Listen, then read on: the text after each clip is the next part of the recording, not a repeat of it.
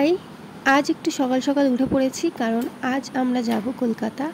আমার হাজবেন্ডের এক্সাম, তো আমাকে সঙ্গে নিয়ে যাবে, সেই জন্য সকালে উঠেই তাড়াতাড়ি করে রেডি হচ্ছি।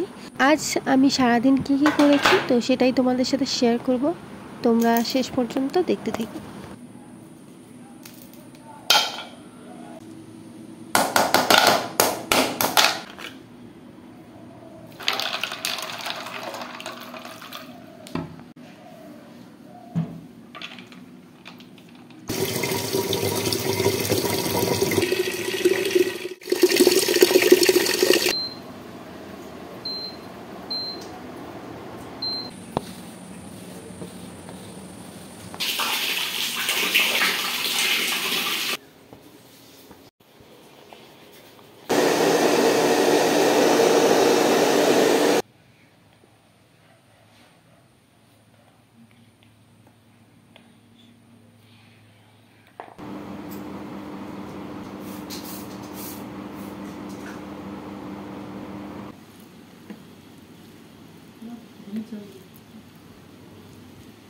এখন রেডি হয়ে গেছি, বার হব।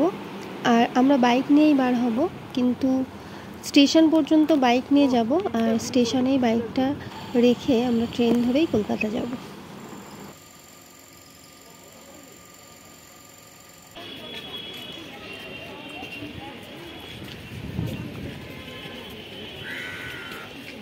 যেহেতু আমরা দুপুরের টাইমে বার হয়েছি, ট্রেনটা বেশ ফাঁকাই ছিল। অনেকদিন পর ট্রেনে উঠলাম, সেই যখন কলেজে পড়তাম তখন ট্রেনে উঠেছিলাম, আজ থেকে 3 বছর আগে।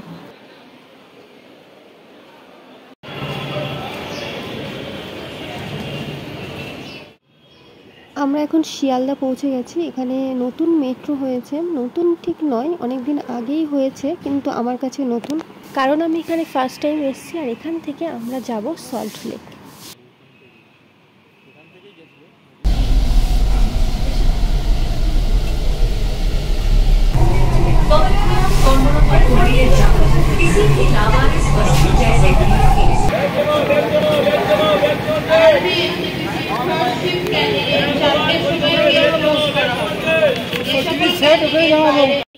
এক্সাম সেন্টারে আমরা পৌঁছে গেছি। এখানে হলের মধ্যে ঢুকে যাচ্ছে, সমস্ত কিছু আমার কাছে দিয়েছে। আমাকে বলছিল ফোনটা কিন্তু আমার কাছে নেই, তুমি রাস্তার ধারে ওই যে বসার জায়গাগুলো হয় সেখানে বসে থাকো, আমি ওইটা দেখতে দেখতে আসবো, তোমাকে ওখান থেকে আসতে হবে না কারণ ভিড়ের মধ্যে হারিয়ে যাব।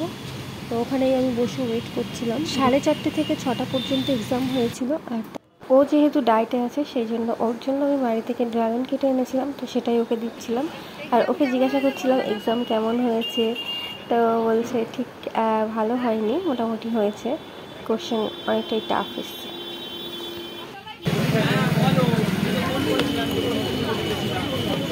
বার করলাম তো ফল, এত সুন্দর সে, এটাই ভালো, ইনস্ট্যান্ট এনার্জি দেবে। হ্যাঁ,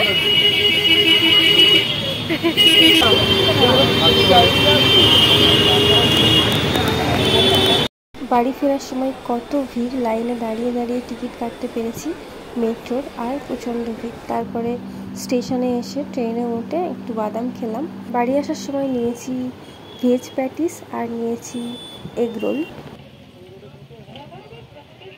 ভেজ প্যাটিস দিয়ে দিসনি মানে